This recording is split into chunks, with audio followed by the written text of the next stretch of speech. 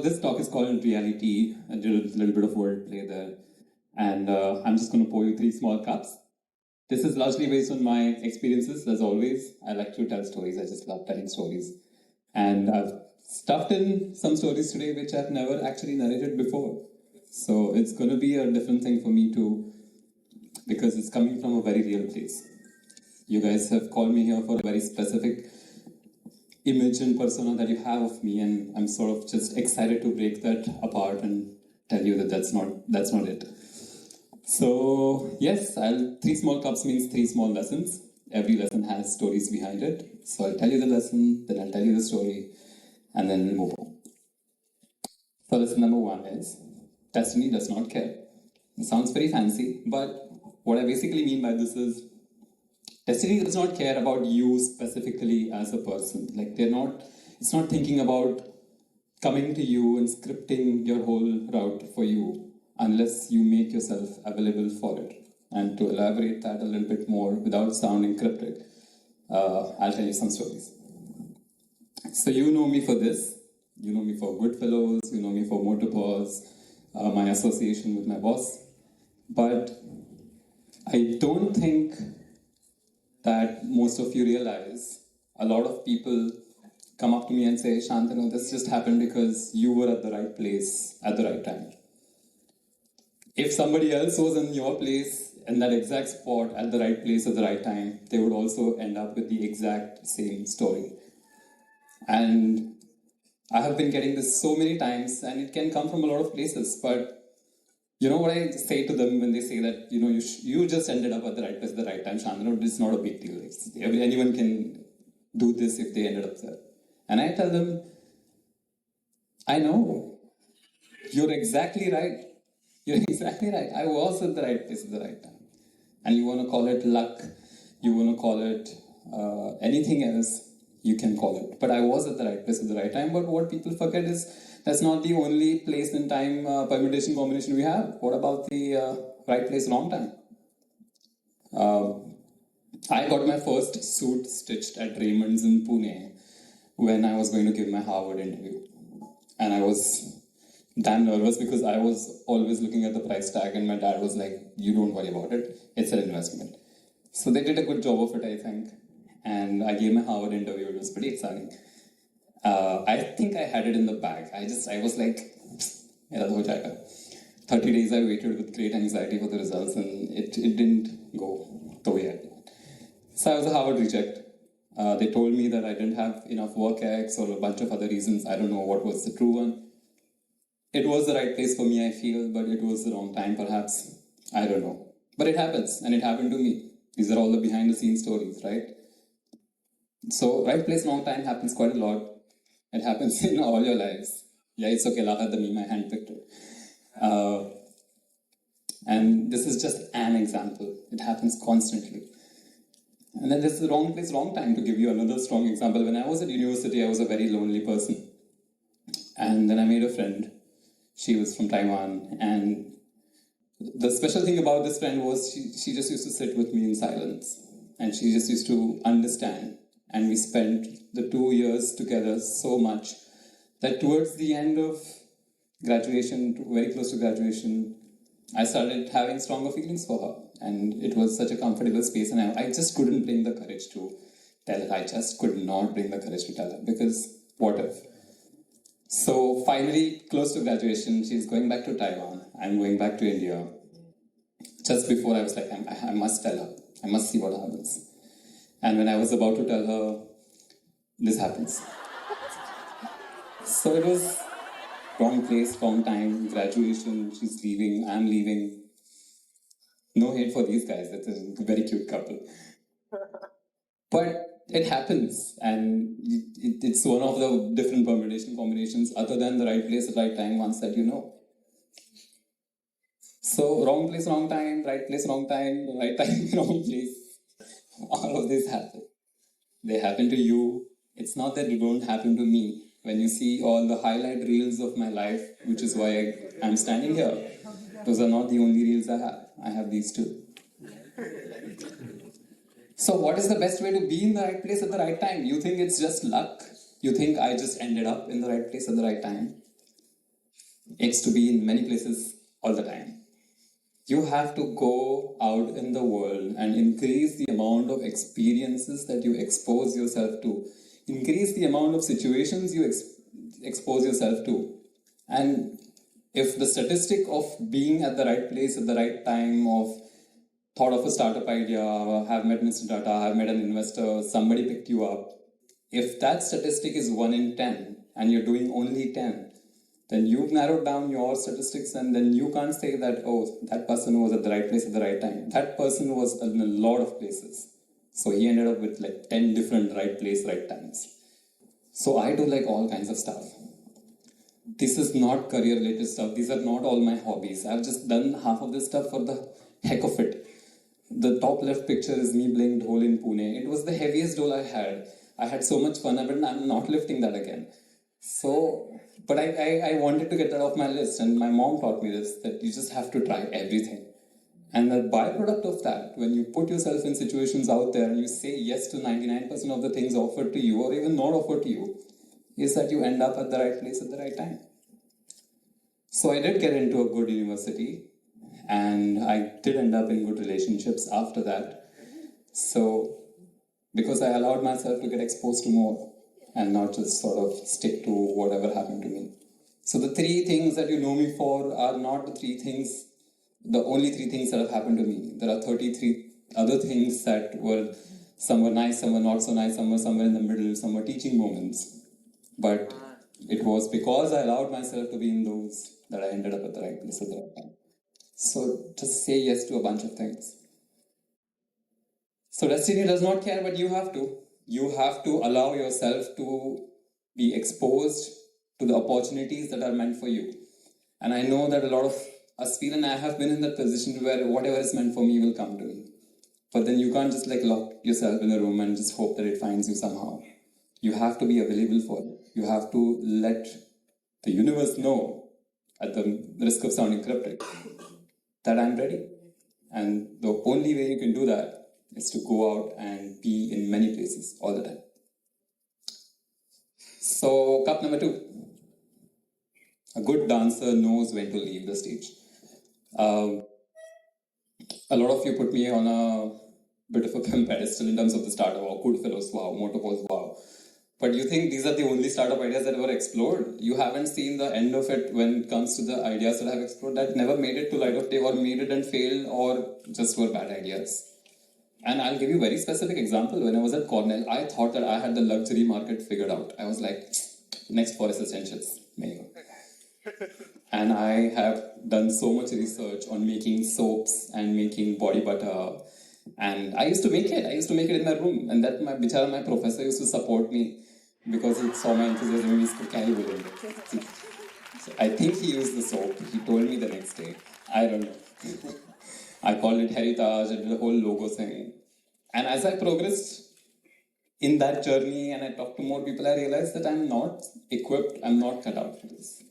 To compete with luxury brands globally, to come up with a product that will compete with all of them, with the resources that I had, with the time that I had, in the place that I was in, it's just not going to happen. So I walked away from it. I said it was a good experience, so with a heavy heart and an even heavier bag of soaps and body butters, I let that dream go. Another one was Holden Brothers. When I came back to India from university, I started doing weekend travel trips for dogs, and this one was successful.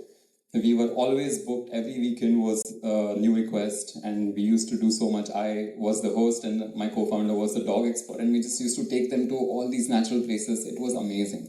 Holden Brothers because husky and golden, just a marketing trick.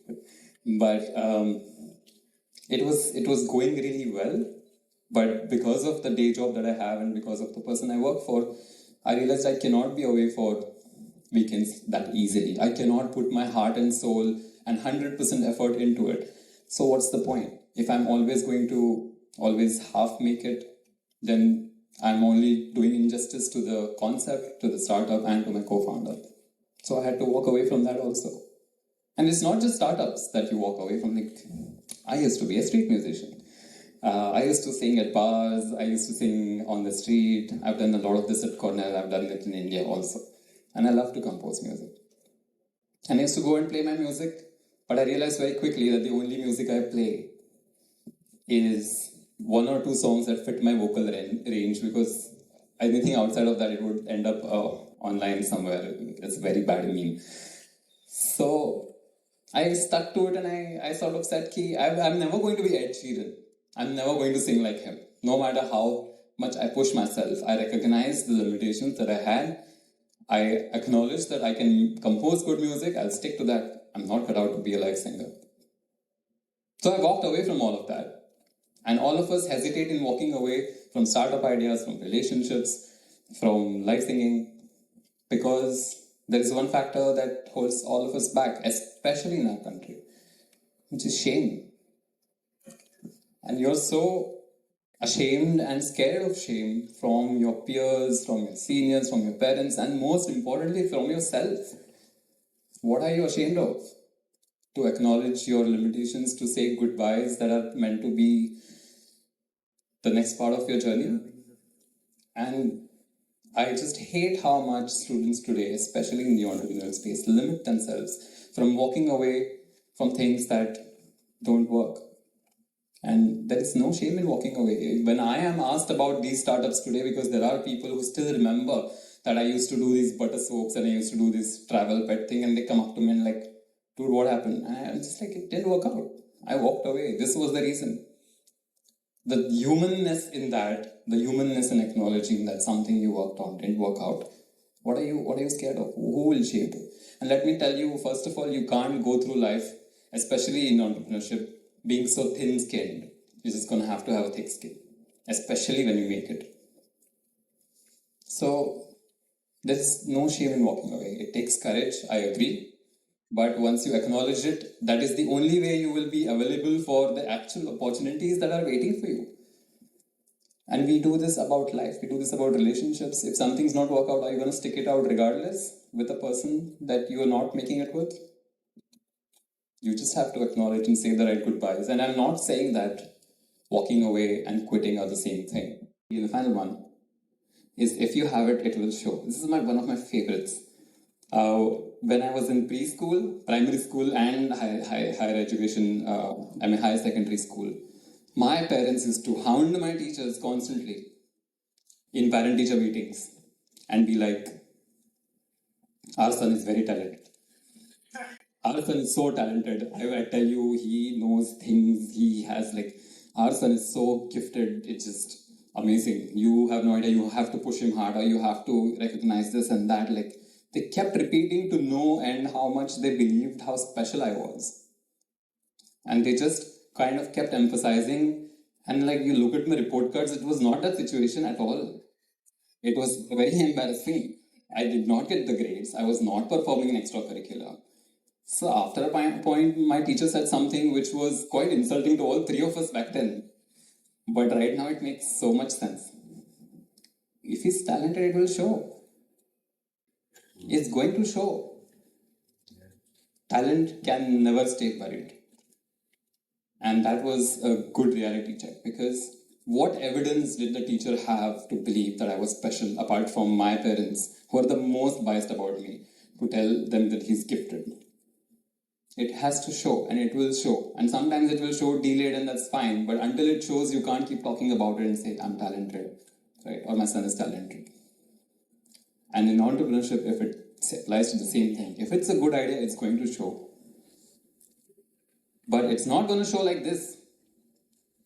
You constantly keep talking about it, explaining it, arey, ye work hoga, and you're sitting at the vada pav counter and he's talking about it, pitching it to people, pitching it to friends, family, anyone who's willing to lend a ear, startup competitions. You're winning case competitions, you're winning this, you're getting acknowledgement, you got a newspaper article also about the concept. It doesn't work like that. It doesn't matter. Because the only way you can prove that your idea is actually something worthwhile is when you execute it. Why should anyone in the world look for any evidence other than the fact that you actually created it and brought it into reality, that your idea is good? This is the only way to do it. Of course, there are steps how to execute and everything, and there's a whole different topic that goes on around that. But until you execute it, You are just using words. You are just my parents saying my son is gifted when the report card says F. So it's time to not rely on our own words. And the first person who believes the lie of this is a great idea is yourself. You just want to believe it so much because you've only seen the highlight reels of my life, of anybody else, all the other startups and all the other people who go on podcasts and everything. You've seen only their highlights so much that you feel that they came upon this as a golden egg and that they thought of it, it was their first idea and they made it. Which is why when you think of your first ideas, you get so married to it, it's just like not willing to accept criticism, accept the fact that it might not work. And you know one reason, one subconscious reason, and you know this, of why you're not executing it, is that you think it will fail. You think that until the time that I don't execute it, there is no scenario of failing. Until then, it's imagination. It's like having a crush on someone. In your head, you're married, you have 2 babies. That is a possibility because you haven't asked them out. When you ask them out, you get a straight answer, so you're not asking them out. It's the same thing. Go ahead and execute whatever it is. What will happen? It will go one of 2 ways. I've already told you what happens when something doesn't work out. You walk away, it was not meant to be, and you come up with another idea. If you're a true entrepreneur, you'll come up with it, right? And don't talk to friends as much. They're going to love your idea regardless because they love you, or they're going to love it because they don't care. They're like, ठीक है, must chai peni chahiye. So why live in your own bubble? If you want to make it in the real world, you get in the real world, right? So most of the things I have said, I want you to take with a bag of salt. Because my experiences are my experiences. Your experiences are your experiences. And there is nobody in the world who knows everything. Especially not me. Look at me. Look at the memes I'm posting. It just doesn't make sense. But I'm here to share my experiences. I just want you to know that when I wrote this TED Talk, and I was talking to my co-founders who are sitting in the front row, I had forgotten I have to do the TED Talk, first of all. I was running from job to job to job, and in the middle of the shower, when I was shaving, I was like, I have to do the TED Talk. And it was exactly this moment when I wrote down all 3 points. And I wrote the TED Talk. This is the person you're listening to. Whenever you think Shantanu knows everything, remember this picture. Please. This is the exact moment when 90% of what I'm talking about here right now happened. So, nobody knows everything. There is nobody out there you idolize. And we want that, we want a single resource. We want that this person out there, when I meet him, he's going to figure out everything in my life. And people talk about that in context of Mr. Tata also. And Mr. Tata sometimes straight up goes, I know nothing about this. You come to him with a question and you'll explain him, Mr. Tata, give me your guidance. It's like, sorry, so I have no idea. So there is no individual out in the world, including all the speakers here, including when you end up as a speaker, because how can we equate all our experiences in the same context? It's just impossible. Yes, they can be lighthouses and they can be guiding points, but they can never be the absolute truth. Maybe you're going to step out of here and in the next 2 years, you're going to have experiences which are absolutely contradictory to what I've explained. And you didn't experience that at all. And that is your truth, which means there are many truths out there. Especially in entrepreneurship, there's just no Bible. Look how chaotic it is. I'm just telling you my mistakes and my experiences. If it applies, wear it. If it doesn't, it's okay. Sometimes the right place, right time looks like this. It doesn't have anything to do with your startup. It's about people. It's about relationships that you pick up on the way. So please put into context what is the right place and what is the right time. And what is it that you're actually chasing? Because if it's joy, it's not in making it as a startup. And I'm not discouraging you from making it as a startup. Do it. But don't be so mad about whatever you're chasing that you miss this part. Frankly, the best part of my TED Talk today was the 9 or 10 outfit ideas that my co-founder sent me, which all of I rejected. Or the fact that they've shown up here as a surprise, or like all of that thing. That's the fun I've had today.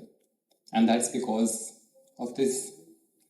So be very careful about what is the right place, right time that you're looking for, because things will pass you by and you'll realize when chasing the wrong thing. And sometimes walking away looks like this. Like, I still have my first peppermint soap, by the way. It has not caught mold.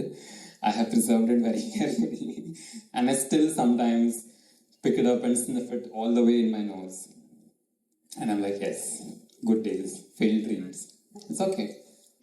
I'm happy that I had that chance. I now know soap making to some extent. Will the FDA approve it? No. But it's one box off the list, right? And talent and ideas never stay hidden, I've already told you. It will always come to the surface. It will always show. You don't have to chase making it showcase. Just work on it and it will show.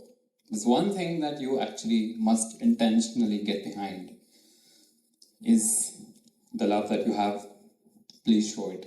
Show it to your co-founders, show it to your employees, show it to your colleagues, show it to your parents. Do it every opportunity you get, because honestly speaking, that's the only thing that matters to me today. The best part of my day is going to all the jobs and the places and the startups that I go, because the people that are waiting there for me. So this is a picture of my mom and me on the kitchen ota. And I used to speak only Telugu, then I used to babble off. And I have a cassette that my dad has saved. And I listen to it sometimes, because I can't speak Telugu today.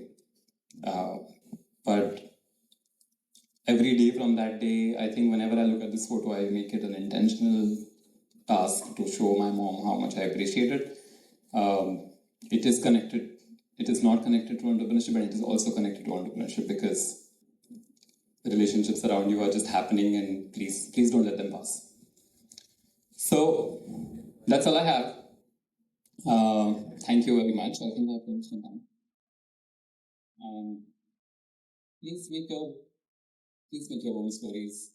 Don't go by this. And I think I want to be on that other side someday, listening to all of them. So thank you. Have a nice day.